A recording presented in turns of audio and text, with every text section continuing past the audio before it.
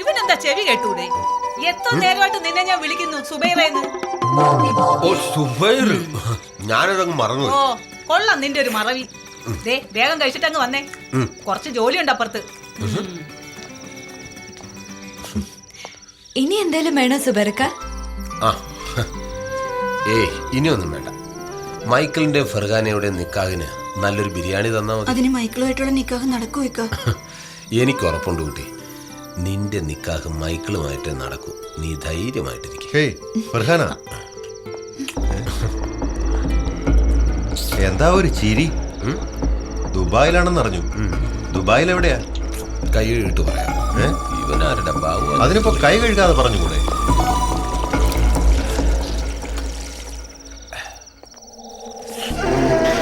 ദുബായിൽ എവിടെയാണെന്നാ പറഞ്ഞത്? അതറിഞ്ഞിട്ടേ ഞാൻ പോകുന്നുള്ളൂ. പോകണമെന്ന് എനിക്ക് ഒരു നിർബന്ധമില്ല, അവിടെ തന്നെ ഒന്നും. പക്ഷേ എന്ത് ചെയ്തു, അല്ലെങ്കിൽ എവിടെ ഒളിപ്പിച്ചു? കഴുത്ത് ഞെരിച്ചു കൊന്നോ, അതോ കത്തിച്ചോ? ഒറ്റയ്ക്കാണോ അതോ സഹോദരങ്ങൾ ചേർന്നാണോ? ബാപ്പയ്ക്കും ഇതിൽ പങ്കുണ്ടോ? എല്ലാത്തിനുള്ള മറുപടിയും കിട്ടും.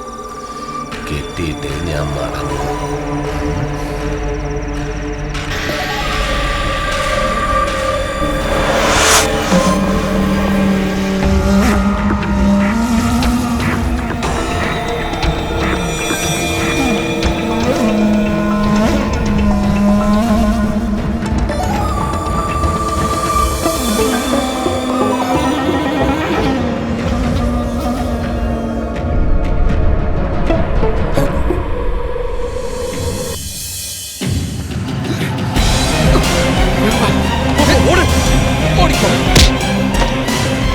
हाँ बोलिए साहब, वो दोनों के बारे में जानकारी मिला है, लेकिन माल के बारे में कुछ पता नहीं।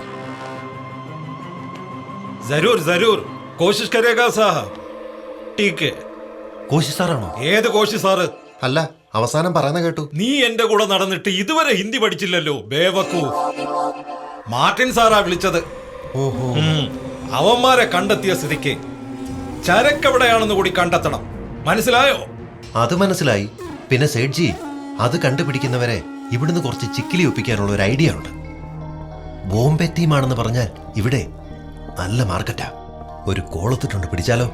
ശരി, പിടിച്ചോ പിടിച്ചോ.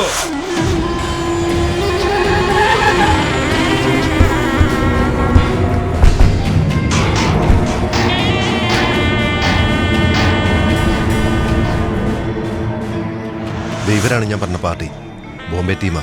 ഇവരെ വിശ്വസിക്കാമോ അജ്മലെ? നമുക്ക് നോക്കാം. അവരെ വിളിക്കേ. ഇതറാവോ?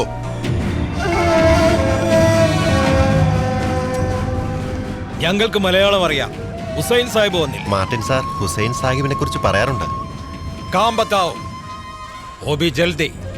മനസ്സിലായില്ലേ? കാര്യങ്ങൾ വിശദീകരിച്ച് പറഞ്ഞോളൂന്നാ.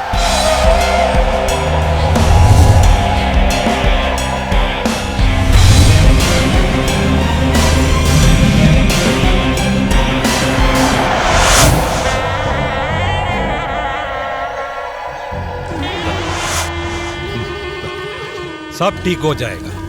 അപ്പൊ എല്ലാം പറഞ്ഞതുപോലെ. ഓക്കെ.